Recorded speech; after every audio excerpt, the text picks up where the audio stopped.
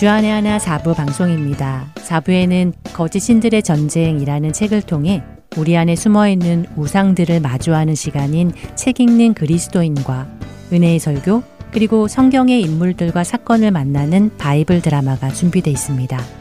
먼저 책 읽는 그리스도인으로 이어집니다.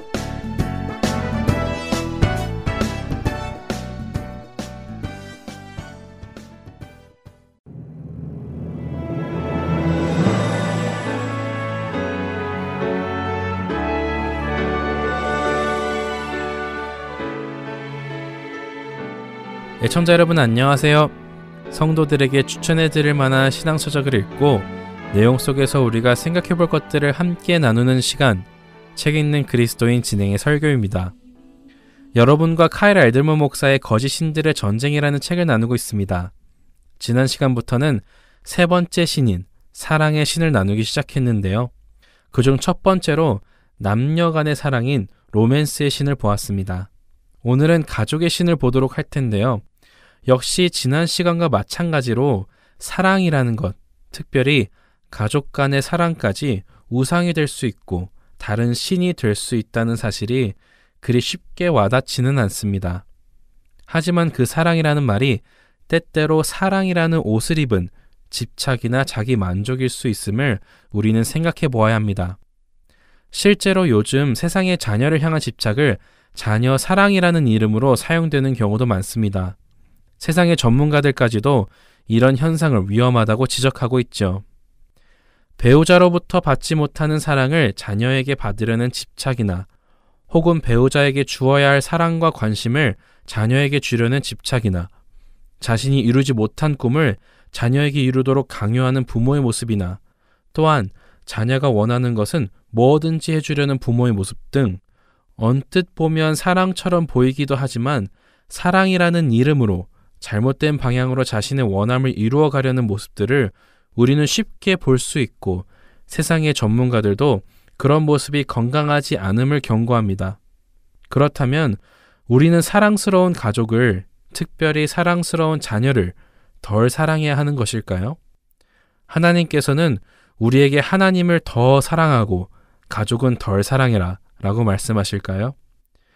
예수님은 마태복음 10장 37절에서 아버지나 어머니를 나보다 더 사랑하는 자는 내게 합당하지 아니하고 아들이나 딸을 나보다 더 사랑하는 자도 내게 합당하지 아니하며 라고 하신 말씀이 그런 뜻일까요? 카일 목사님은 자신의 책에서 우리에게 자신의 가족을 지금보다 덜 사랑하라고 하는 것이 아니라 지금과는 다르게 사랑해야 한다고 강조하십니다. 참 중요한 지적이라는 생각이 듭니다. 덜 사랑하라는 것이 아니라 다르게 사랑해야 한다는 말씀 말입니다. 카일 목사님은 자전거 바퀴를 예로 들어주십니다. 자전거 바퀴에는 가장 바깥에는 타이어가 있고 가운데 중심에는 허브가 있습니다. 허브에서부터 부채살 같은 소포크라는 것이 나와서 타이어까지 길게 연결이 되어 있죠. 카일 목사님은 이 여러 개의 살들을 각 사람이 인생에서 여러 사람들과 맺는 각각의 관계라고 생각해 보라고 하십니다. 어떤 살은 자신과 어머니의 관계, 어떤 살은 자신과 아버지의 관계, 어떤 살은 자신과 형제, 자신과 배우자, 자신과 자녀, 자신과 친구들의 관계를 살 하나하나라고 생각해 보라고 하시죠. 그런데 중요한 것이 있다고 하시는데요. 많은 성도들이 하나님과 자신의 관계도 바로 이런 살 중에 하나로 생각하고 있다는 것입니다. 나 자신이 다른 사람들과 맺는 여러 관계들이 있는 것처럼 하나님과 나의 관계도 그런 여러 가지 관계 중에 하나라고 생각한다는 것이죠. 카일 목사님은 하나님께서는 우리 인생의 바퀴의 다양한 살들 가운데 하나가 되는 것에 관심이 없으시다. 하나님께서는 우리가 하나님을 그 바퀴의 중앙에 있는 허브로 삼기 원하신다. 바퀴의 모든 살들이 그 허브에서 나오고 또 그 허브에서 연결되어 있듯이 하나님께서는 우리 인생의 바퀴에서 그런 허브가 되기를 바라신다 라고 말씀하시죠. 참으로 성경적이면서도 명확한 설명이 아닐 수 없습니다. 생각해 보시기 바랍니다. 우리 시대는 사랑이라는 것을 어떤 감정이라고 생각합니다. 좋아하는 감정, 가지고 싶은 감정, 바라볼 때 기쁜 감정, 주고 싶은 감정. 이런 감정들이 내 안에 일어날 때에 우리는 사랑한다고 느낍니다. 물론 이런 감정은 사랑할 때 나오는 감정이 맞습니다만 이런 감정이 있다고 해서 모두가 사랑은 아닙니다. 하지만 우리들은 이것을 착각하죠. 그래서 이런 감정이 들 때에는 사랑한다고 생각하고 이런 감정이 사라지면 더 이상 사랑하지 않는다고 생각합니다. 그래서 수많은 사람들이 사랑해서 결혼을 하고 사랑하지 않아서 이혼을 하는 슬픈 일을 저지르고 있죠. 우리는 사랑이 무엇인지 배워야 합니다. 어디서 어떻게 배울 수 있을까요? 당연히 사랑의 근원에서 배워야 합니다. 그것이 참 사랑이니까요. 성경은 하나님이 사랑이시라고 요한 1서에서 반복적으로 말씀하십니다. 하나님은 사랑이 많은 분이 아니라 사랑이십니다. 하나님이 사랑이시라는 것은 우리가 참 사랑을 알기 위해서는 하나님으로부터 사랑을 배워야 한다는 것을 의미하죠. 요한 1서 2장 15절은 이 세상이나 세상에 있는 것들을 사랑하지 말라. 누구든지 세상을 사랑하면 아버지의 사랑이 그 안에 있지 아니하니 라고 말씀하십니다. 이 말씀은 우리가 세상을 향해 가지고 있는 사랑이라는 것은 하나님의 사랑하고는 전혀 다른 사랑이라는 말씀입니다. 비록 사랑이라는 단어는 같은 단어이지만 그 안에 들어있는 성품은 전혀 다르다는 말씀입니다. 하나님의 사랑, 곧 참 사랑이 아니라는 말씀이죠. 그렇다면 우리가 가지고 있는 그 사랑, 세상에서 배워서 세상을 사랑하는 그 사랑의 본질은 무엇일까요? 다음 절인 요한 1서 2장 16절은 이렇게 설명하시죠. 이는 세상에 있는 모든 것이 육신의 정욕과 안목의 정욕과 이생의 자랑이니 다 아버지께로부터 온 것이 아니요 세상으로부터 온 것이라 라고요. 결국 우리가 세상에서 배운 그 사랑이라는 것은 이름만 사랑이지 사실은 욕심이고 탐욕이라는 것입니다. 그렇기에 우리는 하나님으로부터 사랑을 다시 배워야 합니다. 우리가 자신의 배우자를 제대로 사랑하기 위해서는 먼저 하나님을 사랑해야 하고 자녀를 제대로 사랑하기 위해서는 하나님을 사랑해야 하는 것입니다. 그 어느 것이든 내가 참되게 사랑하기 위해서는 하나님을 사랑하는 것에서부터 출발해야 하는 것이죠. 카일 목사님의 말씀처럼 자전거 바퀴의 중심이 하나님이셔야 하며 그 하나님으로부터 나오는 사랑으로 수많은 바퀴에 달린 살들인 관계들을 맺어가야 참된 사랑의 관계를 맺게 되는 것입니다. 카일 목사님은 십계명 전반부가 하나님을 사랑하라는 계명으로 이루어져 있고 후반부가 서로 사랑하라는 계명으로 이루어진 이유가 바로 이 때문이라고 하시죠. 이와 함께 카일 목사님은 창세기 22장의 아브라함의 이야기를 설명해 주십니다. 아브라함이 사랑하는 독자 이삭을 하나님께 드리는 장면이죠. 사실 이 장면은 자녀를 가진 성도들에게는 언제나 무거운 짐처럼 다가오는 장면이기도 합니다. 나는 과연 하나님께서 내 사랑하는 자녀를 번제로 드리라고 하실 때 어떤 반응을 보일까 하는 생각은 성경을 묵상해 본 사람이라면 누구나 한 번쯤은 생각해 보았을 주제이죠. 여러분은 어떠신가요? 여러분이 아브라함의 입장이었으면 어떤 결정을 내리셨을 것 같습니까? 대답하기 참 어려운 질문이고 생각하기조차 피하고 싶은 질문일 것입니다. 카일 목사님은 아브라함이 엄청난 부자였지만 하나님은 아브라함을 제물로 시험하지 않으셨다고 하십니다. 왜냐하면 아브라함은 이미 재물이나 성공 혹은 그의 삶 자체를 하나님보다 더 사랑하지 않는 것을 하나님도 아셨기 때문이라고 하셨죠. 그러나 아브라함의 인생에서 하나님께 고정되어 있던 시선을 다른 데로 옮길 만한 것이 있다면 그것이 바로 아브라함의 아들 이삭이었다고 하십니다.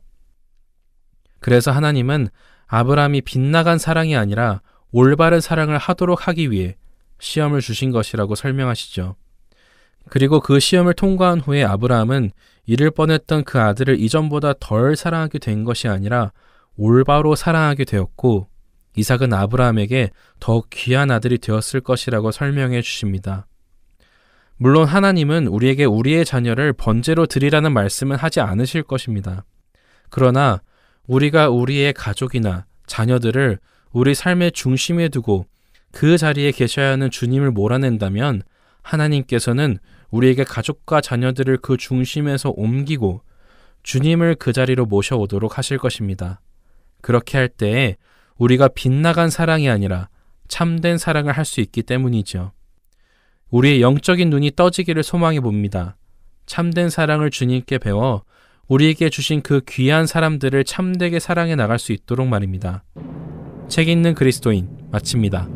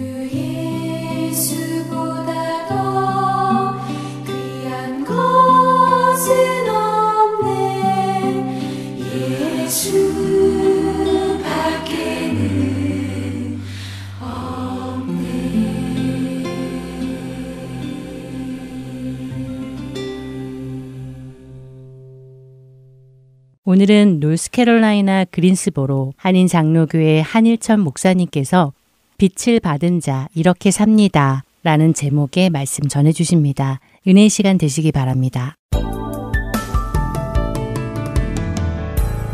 오늘은 고린도 후서 신약성경입니다. 고린도 후서 4장 4절에서 10절 말씀, 찾으신 줄 알고 저와 여러분이 한 절씩 교독하시고 마지막 절 10절 합독합니다. 제가 먼저 읽습니다.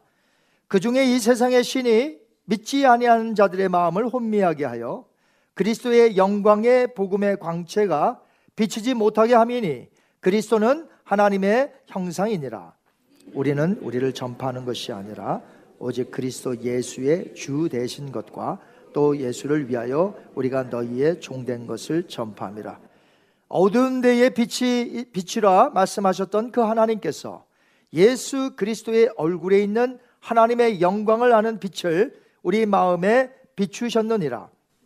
우리가 이 보배를 질그릇에 가졌으니 이는 심히 큰 능력은 하나님께 있고 우리에게 있지 아니함을 알게 하려 함이라.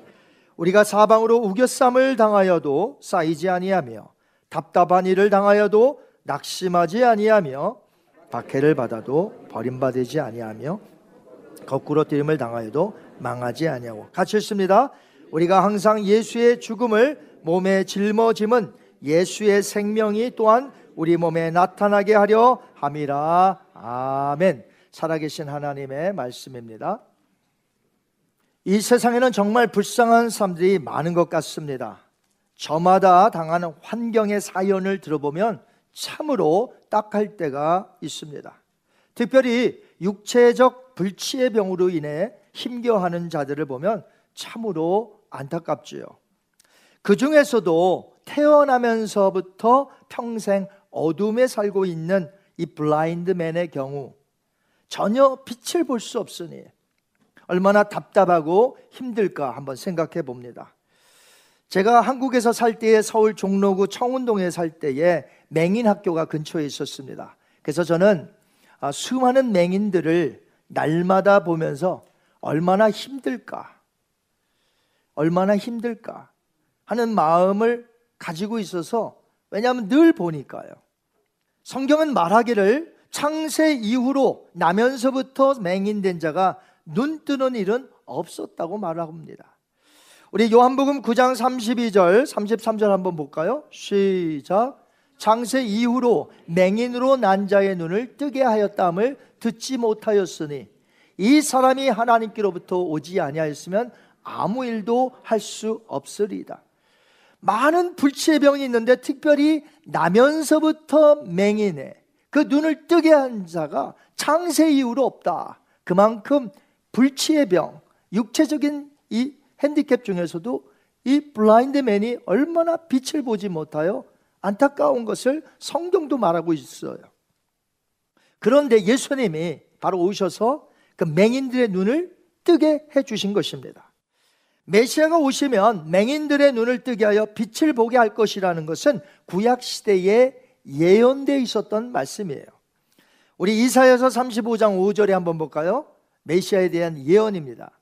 그때에 맹인의 눈이 밝을 것이며 못 듣는 사람의 귀가 열릴 것이며. 아멘. 그러니까 예수님의 행동은 그가 곧 구약에서 예언하였던 그 메시아임을 소경된 자를 고쳐주심으로 나타내게 하신 것이라는 거죠. 더 나아가서 예수님은 육체적인 맹인의 눈을 뜨게 하신 것이 아니라 바로 죄인들을 어둠에서 이끌어내실 유일한 참 빛이심을 가르쳐 주신 것이죠. 요한복음 8장 12절에 보면 이렇게 말씀하고 있습니다. 한번 읽겠습니다. 예수께서 또 말씀하여 이르시되 나는 세상의 빛이니 나를 따르는 자는 어둠에 다니지 아니하고 생명의 빛을 얻으리라. 아멘. 그러니까 빛이라는 것은 생명이라는 것이에요.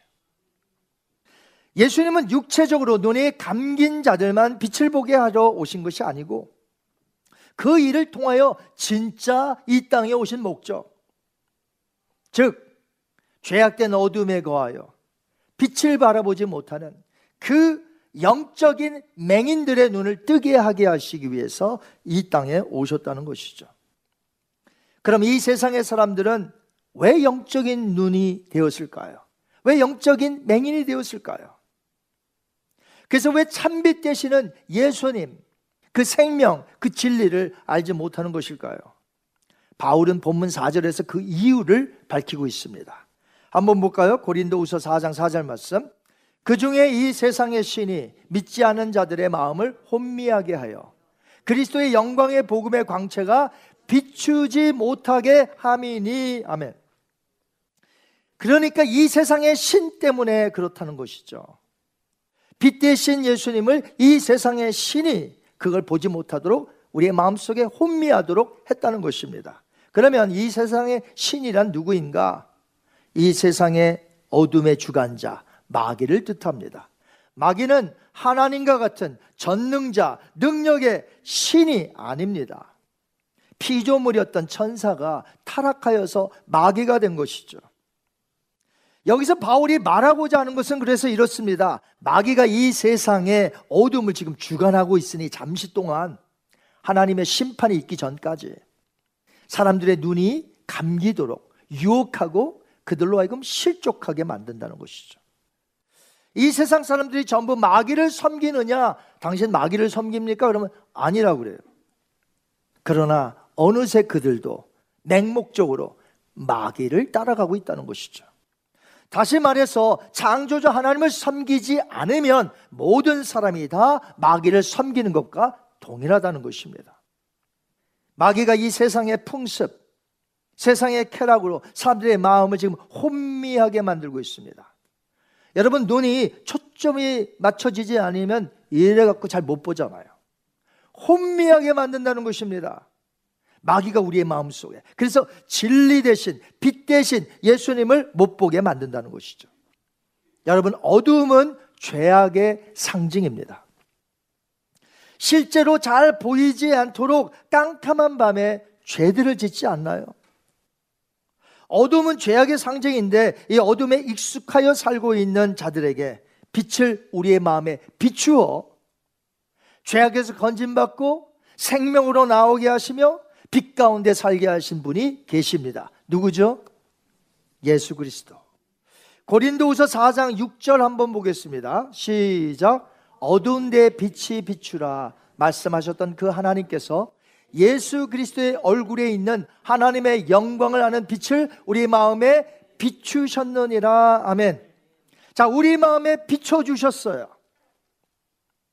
마귀는 인간들을 어두움에 계속해서 머물게 만들지만 예수님은 빛을 비추심으로 눈을 뜨게 하여서 우리로 하여금 빛 가운데로 나아가도록 만드셨다는 것입니다. 그래서 성경에서 말하는 어두움은 죄요, 사망이요, 그리고 지옥입니다. 반대로 빛은 생명이요, 은혜요, 천국인 줄 믿습니다. 이제 여러분에게 한번 질문해 보겠습니다. 여러분 중에 아직도 어둠에 계신 분 계십니까? 비록 교회는 나와 있을지라도 지금 현재 내가 예수님을 믿고 있지 않다면, 예수님을 믿으려고는 하고 있지만 아직 믿지 않는 상태라면 여러분은 어둠에 있는 자입니다. 더 이상 마귀에게 속지 마세요. 이제는 빛 대신 예수님을 따라 빛 가운데로 나아가시기를 바랍니다. 저는 오늘 설교 제목을 이렇게 정했는데 한번 따라 하시길 바랍니다. 빛을 받은 자 이렇게 삽니다. 자, 참 빛을 받은 자가 어떻게 사는가, 저는 어떤 나무 하나를 통해서 오늘 잠시 한번 교훈을 얻고자 해요. 그 나무는 과연 어떤 나무일까요? 여러분 혹시 걸어 다니는 나무 보신 적 있으세요? 아유, 목사님, 나무가 어떻게 걸어 다녀요? 뿌리를 내려야 그곳에 서 있을 수 있고, 아니면 넘어지는데.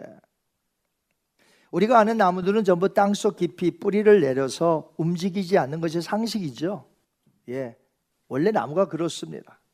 그런데 센트럴 아메리카, 거기와 사우스 아메리카의 우림지대에 살고 있는 한 나무가 있는데요, 걷는 야자나무예요. 맷 칸데이아스라는 사람이 지은 책이 있습니다. 책 제목이요, 식물을 위한 변론입니다. 자, 이 사람은 식물 연구가인데 중앙 아메리카에 갔다가 처음 이 나무를 발견하게 됩니다. 이 나무 이름이요, 소크라테아 엑소르히자라고 합니다. 이름도 길죠? 1년에 무려 20m 이상을 옮겨 다닌다고 합니다. 사진으로 보아 여러분이 알 수 있듯이 이 나무는 뿌리가 땅 속에 깊이 박히는 게 아니고 대신 뿌리가 밖으로 나와 있습니다. 바로 이 뿌리가 가고자 하는 방향으로 내리는 과정에서 이 나무가 조금씩 옮겨간다는 거죠. 걸어 다니는 나무가 있다고 하니 신기하지 않습니까? 그런데 이 야자나무가 걸어 다니는 이유가 두 가지가 있다고 합니다. 그 이 두 가지를 통해서 우리가 잠시 교훈을 좀 받기를 원해요. 첫째는 이 나무가 왜 옮겨가느냐, 어디를 향해 가느냐, 햇볕이 잘 드는 곳을 향하여 옮겨간다는 것입니다. 우리가 잘 아는 대로 나무의 생존의 필수적인 요소는 빛입니다. 그러나 빽빽한 열대우림을 한번 생각해 보세요. 하층부에 밑에서 짙은 그늘에서는 빛을 찾아보기란 힘들죠. 열대 지역에서는 식물이 너무나 빨리 자라기 때문에 이 빛이 충분히 통과하던 이 숲 지붕도 일주일이면 닫혀버립니다. 다른 나무들은 처음 발아한 곳에 거기에 뿌리를 내리고 있습니다. 그러나 이 걷는 야자나무는 빛이 충분한 곳을 찾아 계속해서 숲을 횡단하며 나아간다는 것입니다. 저는 이 나무를 보면서 느낀 것이 있어요. 우리 크리스찬이야말로 주님께로부터 빛의 생명을 받았으니 더욱더 빛 되신 주님께 가까이 나아가야 한다는 것입니다. 우리가 사는 세상은 어둡습니다. 우리는 빛을 받았어요. 하지만 어둠은 우리를 그냥 두지 않아요. 더욱더 어둠의 그 모서리, 그 코너에 머물게 하려고, 우리를 더욱더 붙잡아 두려고, 더 빛 가운데로 나가지 못하도록. 성도 한 명이 시험에 들고 넘어지면요, 그 주변이 몸살을 앓고 교회가 몸살을 앓는 거예요. 한 명이 한 명으로 끝나지 않습니다, 여러분. 마귀는 어떻게 하든지 우리가 비록 빛을 받았다 할지라도 어둠에 계속 머물러 하나님의 뜻이 펼쳐지지 아니하도록 만든다는 거예요. 그러니까 우리가 빛을 받았어도 그걸로 that's it, 그게 아니라 빛 가운데로 더 주님께 가까이 나아가야 한다는 것이죠. 어둠은 죄악을 상징한다고 말씀을 드렸습니다. 그래서 하나님께서는 우리를 어둠 가운데서 불러내셔서 빛을 바라며 살기를 원하시는 것이에요. 한번 베드로의 말을 들어보도록 하겠습니다. 베드로전서 2장 9절 말씀 시작. 이는 너희를 어두운 데서 불러내어 그의 기이한 빛에 들어가게 하시니에 아름다운 덕을 선포하게 하려 하심이라. 아멘. 이제 우리는 언제나 어디서나 빛을 향해 있어야 돼요. 여러분, 예수님께 향하여 있습니까? 여러분, 우리가 어디로 향해 있느냐, 발걸음이 어디를 향해 있느냐에 따라 우리의 삶이 보여지는 거예요. 내가 만약에 도박장이나 내가 혹은 어디 다른 곳에, 나쁜 곳에 향하여 있다면 그리로 가는 거 아닙니까? 그러나 내 발걸음이 교회를 향하여 가고 있고 세상을 향하여 복음을 전하기 위하여 가고 있다면 그 사람의 발걸음은, 그 방향은 잘된 것이죠. 마찬가지로 우리가 빛을 향하여, 우리의 발걸음이 거기로 향하여 지금 가고 있느냐, 더 가까이 가고 있느냐, 이건 매우 중요하다는 것이죠. 성경은 말합니다. 하나님께 가까이 함이 내게 복이라. 한번 따라 하십니다. 하나님께 가까이 함이 내게 복이라. 빛을 향하여 나아가는 것이에요. 계속해서 나아가는 것이에요. 걷는 야자나무를 생각해 보시기 바랍니다. 어둠에 있기 싫어하는 거예요, 이 나무 자체가. 빛을 더 보기 위하여 필사적으로 움직인다는 사실에서 우리 크리스찬들이 배워야 할 교훈은 무엇일까요? 바울은 크리스찬에게 이렇게 말했습니다. 에베소서 5장 8절과 9절 말씀 시작. 너희가 전에는 어둠이더니 이제는 주 안에서 빛이라. 빛의 자녀들처럼 행하라. 예, 빛의 열매는 모든 착함과 의로움과 진실함에 있다. 이렇게 말씀했습니다. 우리가 이미 빛의 자녀라면요, 이제는 빛의 자녀답게 살아야 되는 것이에요. 빛 한번 받았다고 끝나는 게 아니라는 것이죠. 우리는 착함과 의로움과 진실함으로 살아야 한다. 이렇게 사는 것이야말로 내 자신이 더 이상 어둠에 있지 아니하고 빛을 향해 점점 나아가고 있다는 반증이 되는 것이죠. 어둠의 일을 버리시기 바랍니다. 하나님이 미워하시는 일, 가증한 일 버리시기 바랍니다. 빛 대신 예수님이 원하시는 일을 모두 하시기를 주님의 이름으로 축원합니다. 저는 두 가지를 교훈받고자 한다고 그랬잖아요. 첫째는 뭐였죠? 걷는 나무가 빛을 향하여 옮겨간다는 거죠. 자, 두 번째로 깨닫고 싶은 것은 뭐냐면, 이 걷는 야자나무는 자신에게 닥쳐온 어려움을 이겨내며 빛으로 계속 나아간다는 것이.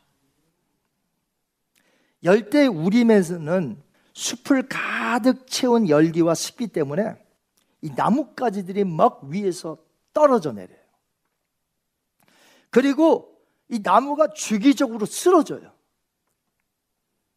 고온다습한 기후로 부패하여 이 쓰러진 나무들의 이 야자나무가 깔린다는 거예요. 막 우수수 떨어지고 나뭇가지들이, 그리고 부패한 나무들이 막 쓰러지는데 이 나무 위에 쓰러진다는 거죠. 하지만 이 걷는 야자나무는 문제가 되지 않습니다. 목격자들에 의하면 다른 나무들이 쓰러졌을 때 함께 쓰러졌잖아요. 이게 쓰러지니까 함께 쓰러졌단 말이죠. 그런데 어느 시간이 지나면 쓱 치우고 걸어 나온다는 것이. 비결은 역시 뿌리에 있습니다. 뿌리가 땅속에 있는 게 아니니까 뿌리를 저쪽으로 내려서 이걸 비껴가는 거예요. 거기서 헤쳐나온다는 것입니다. 여러분 놀랍지 않습니까? 자신을 덮친 나무와 나뭇가지 아래에서 그대로만 깔려 있지 않는다는 거죠. 그런데 오늘날 크리스찬들을 보면 너무 안타까워요. 어떤 어려움이 오면 그 안에서 그냥 너무 힘들어합니다. 그저 깔린 그곳에서 무기력하게 있습니다. 일어나시기 바랍니다. 우리 하나님이 빛을 발하셨고 능력을 주지 않으셨습니까? 우리 크리스찬이라고 해서 어려움을 맞닥뜨리지 않는 거 아니에요. 우리도 어려움을 맞닥뜨려요. 우리도 질병 걸리고 불치병 걸리고 비즈니스가 안 될 때 있고 인간의 갈등의 문제가 있을 수 있고 핍박을 받을 수 있고 어려움이 있을 수 있습니다. 그럴 때 어떻게 해야 할까요? 그냥 당하는 대로 무기력하게 그냥 한숨과 낙심 속에 절망 속에 있어야 할까요? 바울의 가르침에 의하면 크리스찬이 어떤 자인지 오늘 고린도 교회에게 분명하게 말해주고 있습니다. 우리 고린도후서 4장 8절과 9절 오늘 본문 말씀인데요. 한번 읽겠습니다. 시작. 우린 여러 가지로 환난을 당해도 공경에 빠지지 않으며 난처한 일을 당해도 절망에 빠지지 않으며 박해를 당해도 버림을 당하지 아니하며 거꾸로 틈을 당해도 망하지 않습니다. 아멘.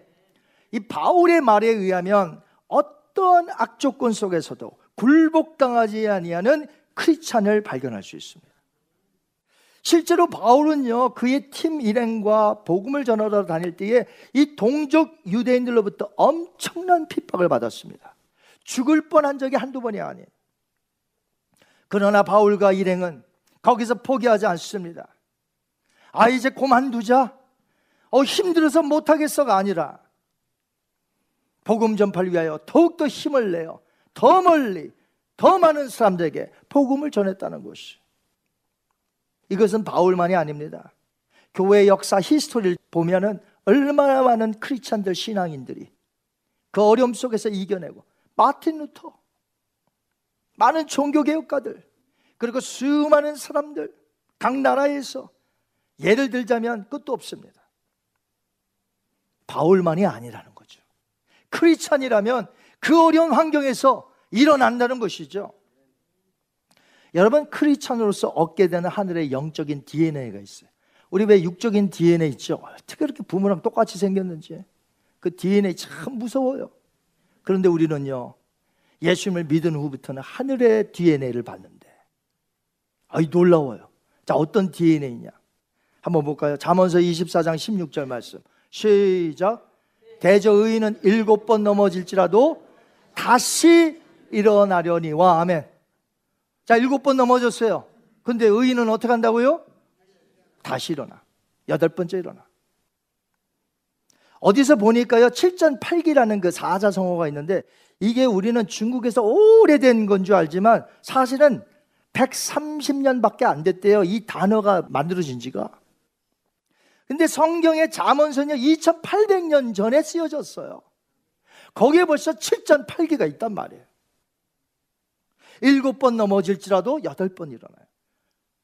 그럼 목사님 8번 넘어지면요 9번째 일어나지. 뭘 물어봐요 그거를? 10번 넘어지면 11번째, 20번째 넘어지면 21번째. 그게 누구예요? 우리 크리스천. 내가 힘이 있어서요? 내가 능력이 있어서요? 아닙니다. 오늘 여기 본문 말씀 보시니까 우리가 이 보배를 질그릇에 가졌으니, 이런 심히 큰 능력은 우리에게 있는 것이 아니라 하나님께 있도다. 우리 크리스찬들은 믿음이 있는데 이 믿음은요, 환경에 좌우되지 않습니다. 믿음이 환경이 안 좋다고 그냥 이렇게 되고 저렇게 되고 이런 믿음이 아니라는 거예요. 우리가 가진 믿음은 환경을 초월합니다. 능력 주시는 자 안에서 모든 것을 할 수 있는 것이 바로 우리 크리스찬들입니다. 빛을 비추며 살아가는 이 존재 목적이 너무나 뚜렷하기 때문에 어떤 시련과 어려움이 온다 할지라도 그 자리에서 또 일어납니다. 넘어졌습니까? 또 일어납니다. 현재 심한 어려움을 겪으시는 분 계세요? 여러분은 하나님께로부터 부름을 받았어요. 어둠에서부터 빛 가운데로 나오라고 부름을 받은 분들이에요. 여러분은 존귀한 자들이에요. 그 어려운 환경에서 이겨낼 수 있다는 것이죠. 우리 대한민국의 지금 현실을 보면 참 안타까워요. 괴로운 일을 당하는 일이 너무 많은가 봐요. 그냥 교사도 스스로 목숨을 끊고, 뭐 여기저기서 어느 지역에 있든지 어느 일터에 있든지 그냥 스스로 목숨을 끊는 사람이 너무나 많아요. 한국은 OECD 국가 중에서 우리 5천만 명밖에 안 되지 않습니까? 사우스 코리아가. 미국은 벌써 매독 3억 몇 천만 명 이런데, 그런 나라들과 숫자로만 그냥 비교하지 말고 그냥 10만 단위, 10만 명 한 명에 몇 명이 죽느냐 이걸로 따지는 거예요. 1등! 이거 얼마나 부끄러운 일입니까? 경제적으로 10위 안에 들고 군사적으로 매디고, 나라가 이렇게 잘 사는데 왜들 그렇게 자살하는지 몰라. 얼마나 불명예스러운 일이에요. OECD 국가에서 일이라니까. 목숨을 스스로 끊는 자들이 너무 많으니까 한국의 서울 한강대교에 이렇게 썼다고 합니다. 빠져 죽기 전에 이거 한번 보라 이거예요. 크게 웃으며 견뎌라. 제발 여기서 떨어져 죽지 말고 크게 한번 웃고 견뎌라. 심각한 사회예요. 지금 자살하는 사람이 너무 많아서. 근데 제가 지금 이 이야기를 왜 하냐면, 그 수많은 퍼센테이지의 자살하는 한 국민 중에서 크리스찬은 없을까요? 여러분 생각에 목사님 크리스찬이 어떤 사람들인데, 정말 그렇게 생각하세요? 크리스찬들이 없어요. 교회에 다니는 사람이 없냔 말이에요. 자살하는 사람들 중에. 생명의 빛을 받아 생명을 얻었고 소망이 있는지라 하나님의 원대한 그 꿈을 갖고 살아가는 우리 크리스찬들이 스스로 목숨을 끊어야 되겠습니까? 바울이 했던 말을 다시 한번 기억하세요.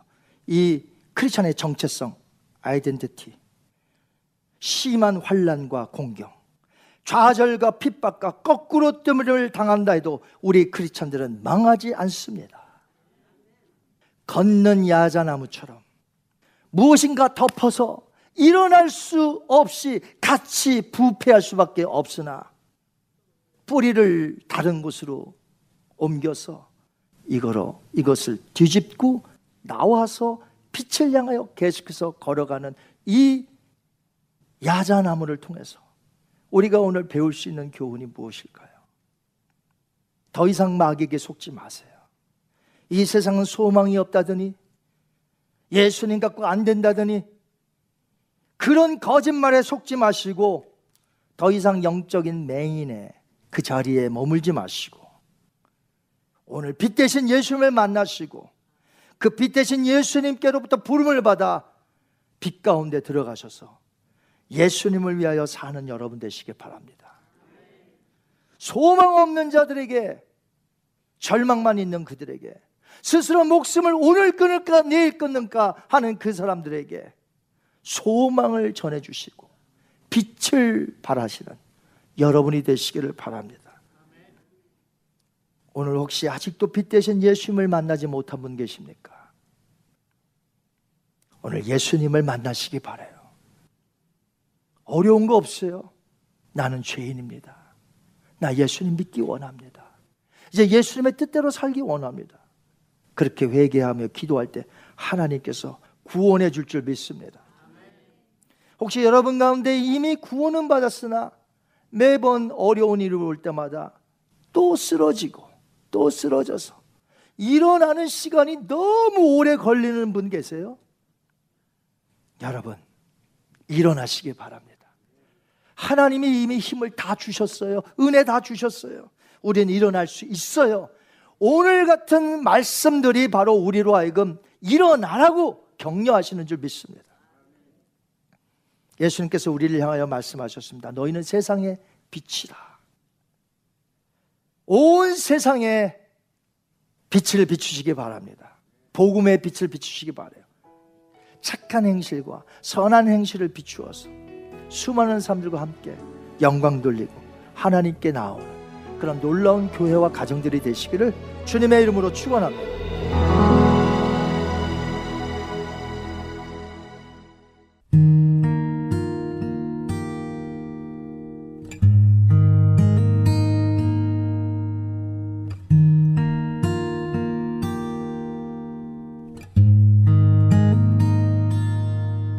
날 지켜주신 주님께 감사해. 깊은 바다 높은 산도 그 사랑 변치 못해. 나 주님만을 영원히 찬양해.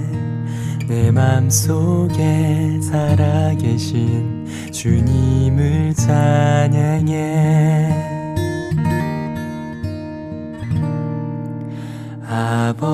아버지의 사랑 날 회복해 하시고 예수의 사랑 날 온전케 하시네. 성령의 사랑 나를 강하게 붙드시고 나 주님만을 영원히 찬양해.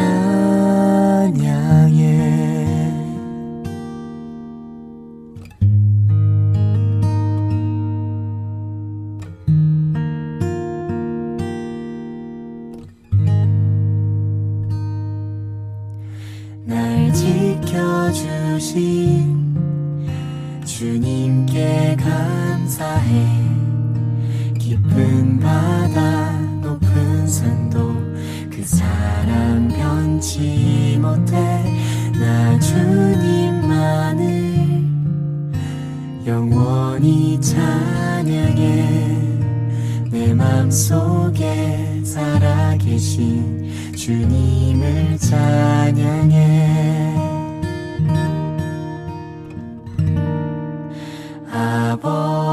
아버지의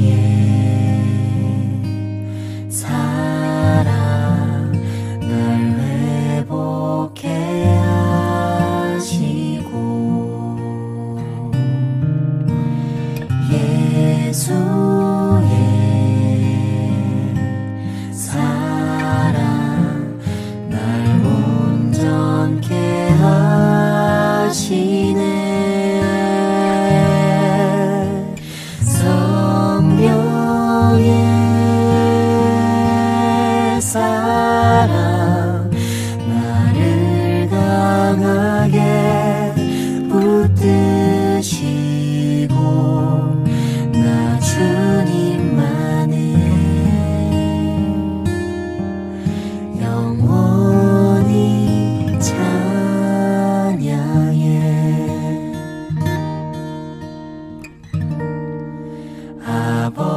아버지의 사랑 날 회복해 하시고 예수의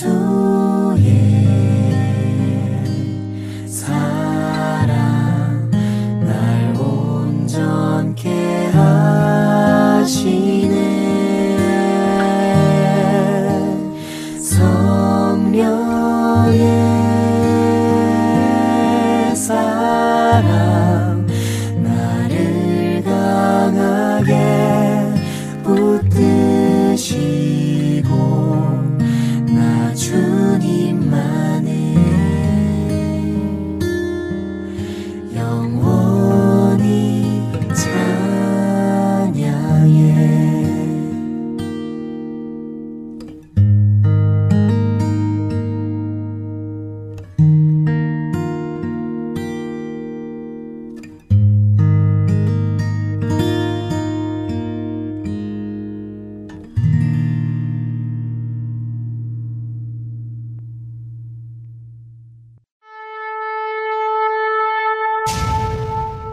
근신하라, 깨어라.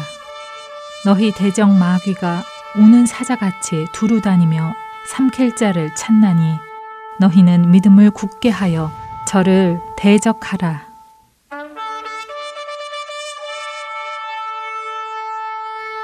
세상은 점점 어둠 속으로 들어갑니다. 자다가 깰 때가 됐습니다. 할텐 서울 복음방송은 잠자는 우리의 영혼을 깨웁니다. 이 사역을 위해 여러분의 기도와 후원이 필요합니다. 이 사역에 동역하고자 하시는 분들은 할텐 서울 복음선교회 전화 602-866-8999번이나 카카오톡으로 연락 주시기 바랍니다.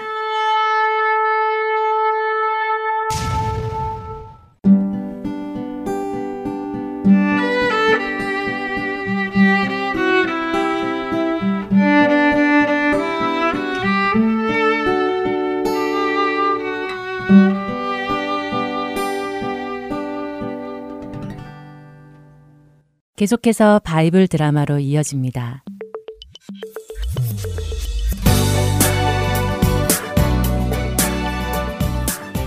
애청자 여러분 안녕하세요. 바이블 드라마 사무엘편 진행의 박영규입니다. 형을 죽이고 숨어있던 압살롬. 요압 장군은 다윗 왕을 설득하여 압살롬을 예루살렘으로 돌아오도록 합니다. 하지만 다윗의 마음은 여전히 갈팡질팡했습니다. 압살롬이 자신의 사랑하는 아들이기도 하지만 자신의 장남인 암논을 죽인 살인자이기도 하기에 사랑과 미움이 공존했지요. 그렇기에 압살롬이 예루살렘으로 돌아오는 것을 허락해 놓고도 압살롬을 만나지는 않습니다. 그래요, 요압 장군. 압살롬은 잘 왔습니까? 네, 다윗 왕이시여. 지금 궁 밖에서 다윗 왕을 뵙기 위해 기다리고 있습니다. 그래요. 많이 피곤할 텐데 인사는 무슨? 그냥 집에 가서 쉬라고 전하십시오. 당분간은 내 앞에 나오지 않도록 요압 장군께서 신경 써주십시오.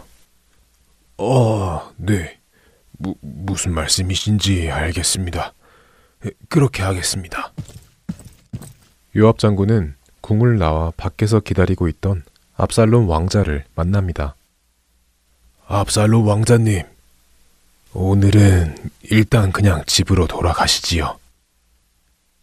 네? 그게 무슨 말씀이십니까? 제가 3년 만에 이렇게 예루살렘으로 돌아왔는데 아버님의 얼굴도 뵙지 못한 채 집으로 가라고요? 그게 다윗 왕께서 아직은 왕자님을 볼 마음의 준비가 안 되신 것 같습니다. 아무래도 왕자님이 이해하셔야 하지 않겠습니까? 그래도 암논 왕자님도 아버님의 아들이었는데 상심이 크지 않으시겠습니까? 그리고 압살롬 왕자님의 얼굴을 보면 또 암논 왕자님이 생각나실 테고 말입니다. 정 그러시다면 제가 이해하고 일단은 집으로 가서 기다리도록 하겠습니다. 아버님의 마음이 준비되시는 대로 만나게 해주십시오. 물론 있죠. 이해해 주시니 감사합니다. 이렇게 하여 압살롬은 아버지 다윗의 얼굴도 보지 못한 채 자신의 집으로 돌아갔습니다. 압살롬은 이제나 저제나 아버지 다윗이 자신을 불러주기만 기다리고 있었지만 다윗은 좀처럼 압살롬을 부르지 않았습니다. 그리고 그렇게 2년이라는 시간이 지나갔지요. 압살롬은 더 이상 기다릴 수가 없어서 요압 장군을 다시 부릅니다. 하지만 요압 장군은 압살롬의 부름에 응답하지 않지요. 요압 장군의 입장에서도 다윗 왕이 압살롬 왕자를 아직 용서하지 않았기에 함부로 만날 수는 없었기 때문입니다. 요압 장군이 자신의 부름에 응답하지 않자 압살롬은 자신의 종들을 시켜 요압 장군의 밭에 불을 지르도록 합니다. 요압 장군님, 큰일 났습니다. 무슨 일로 이리 호들갑이냐? 날이 밭에 불이 났습니다. 뭐라고? 내 밭에 불이 났다고? 아니, 어쩌다 그런 일이 난 게냐? 그게 압살롬 왕자님의 총들이 와서 불을 지르고 갔습니다요. 그제서야 요압 장군은 하는 수 없이 압살롬 왕자를 만나러 가지요. 압살롬 왕자님, 아니 어쩌자고 제 밭에 불을 지르고 그러십니까? 이제야 오시는군요. 제가 그렇게 뵙자고 연락을 드려도 안 오시니 어떻게 하겠습니까? 이렇게 불이라도 질러야 제게 오시니 제가 불을 안 지를 수 있었겠습니까? 그거야 왕께서 아직 왕자님을 허락치 않으시니 할 수 없는 일 아닙니까? 저 같은 신하가 뭘 어찌할 수 있겠습니까? 왕의 뜻을 따라야지요. 이렇게 여기서 조용히 살아야 한다면 제가 무엇하러 여기에 돌아왔겠습니까? 차라리 그 술에 있는 외갓집에 사는 게 나았지 않았겠습니까? 요압 장군님은 어서 가셔서 아버지께 말씀드려서 저를 만나도록 해주십시오. 이렇게 아무것도 못하고 사느니 차라리 죽는 것이 낫겠습니다. 네. 알겠습니다. 제가 가서 왕께 말씀을 드리지요. 요압 장군은 그 길로 다윗 왕을 찾아가서는 압살롬을 용서하고 화해해달라고 간청합니다. 요압 장군의 간청에 다윗은 압살롬을 왕궁으로 부르지요. 다윗 왕 앞에 온 압살롬. 그는 얼굴을 땅에 대고 엎드려 인사를 합니다. 아버지, 그동안 평안하셨는지요? 다윗 왕은 그런 압살롬을 일으키며 그를 안고 입맞춥니다. 그래, 내 아들 압살롬아. 그동안 고생이 많았겠구나. 이 애비가 미안하다. 이렇게 하여 다윗은 다시 압살롬을 맞아들였습니다. 이제 이들의 관계는 회복이 된 것일까요? 바이블 드라마 사무엘편 다음 시간에 뵙겠습니다. 안녕히 계세요.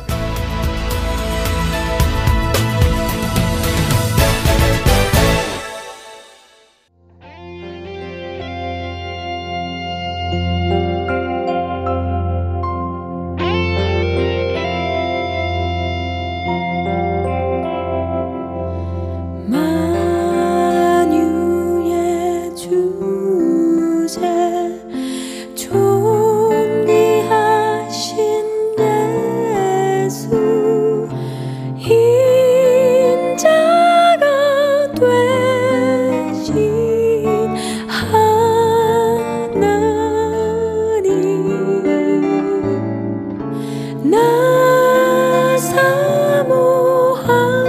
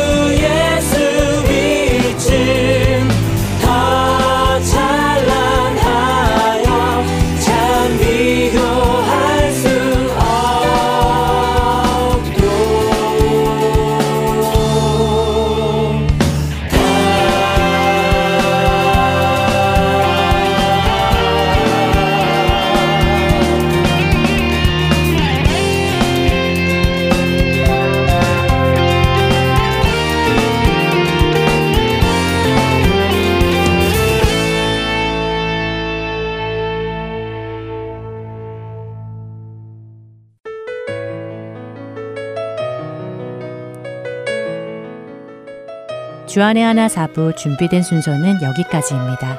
주님을 더 사랑하는 한 주 되시길 소망합니다. 안녕히 계세요.